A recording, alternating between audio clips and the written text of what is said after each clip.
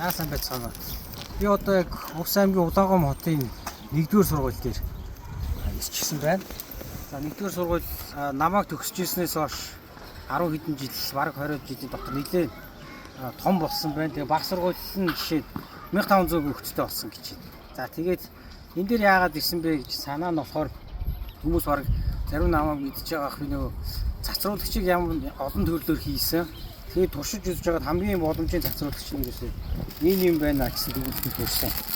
Энэ яадаг вэ гэхээр ингээд хайлаад авчдаг, өөрөө ирзээтэй сундаг, тод өнгийн шүн айгуу тод харагддаг. Тэгээ хүссэн газараа ингээд хийчих болдог. Галтаа юундаа тий хөл мөлөндөө ч юм уу хийчих болдог. Ийм байна. Тэгээд энийг ер нь бол нөгөө сургуулийнх нь өдөрлөгөтөө сая ярьчлаа. Тэгээд бага ангийнхан 1500 хүүхдэд тараагаад өгчих гэсэн бодолтой байгаа. Тэгээд мэдээж энийг хийхэд нөгөө жоохон бага зэрэг мөнгө орсон. Тэрийгээ би болохоор ном орчуулад англи хэл дээр философи ном орчуулад энийг ер нь бол зараад тэр олсон мөнгөөрөө ер нь бол хийчихэж байгаа. Тэгэхээр яг дүндээ дүн болчихж байгаа. Гэхдээ гол санаа нь болохоор Монгол улс яг нөгөө нэг юу талаасаа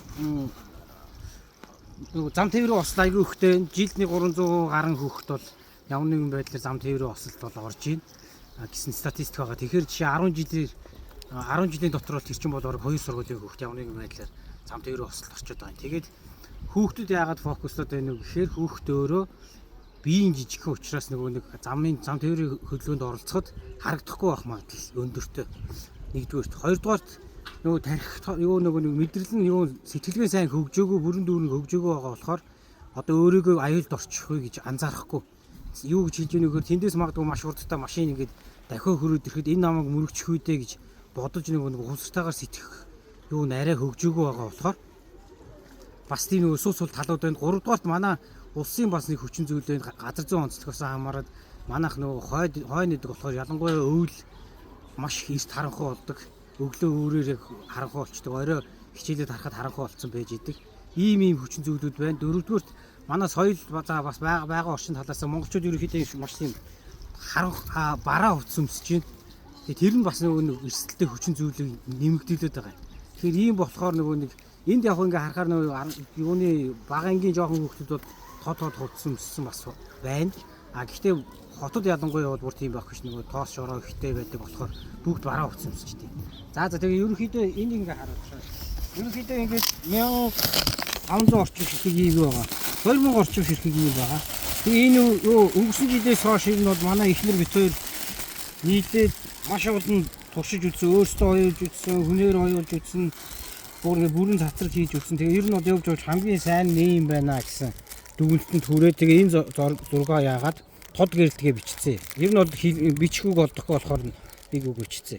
Тэгээд ингээд урд нөгөө яагаад оёлоод аваад ирсэн байгаа. Тэр иймхүү шийдэл бас байж болохыг гэж бодож байна. Нэгдүгээр, хоёрдугаар бас нөгөө нэгэнт ингээд хүүхдүүд нэлээд тийм эрсдэлтэй хүчин зүйл байдаг талаар ярьсан болохоор магадгүй бид нар яагаад нөгөө нэг сая ингээд анзаарч байхад скул полис жишээ нь маш тод хувцастай цацруулагчтай байна.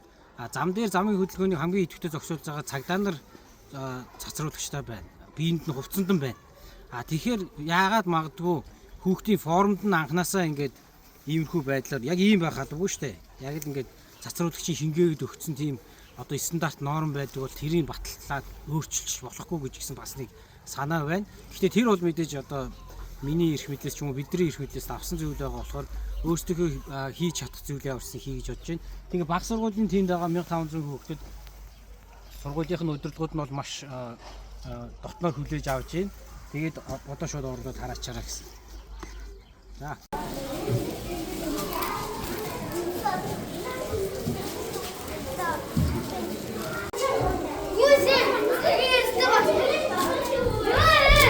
Чи зүйдсэн биш үү?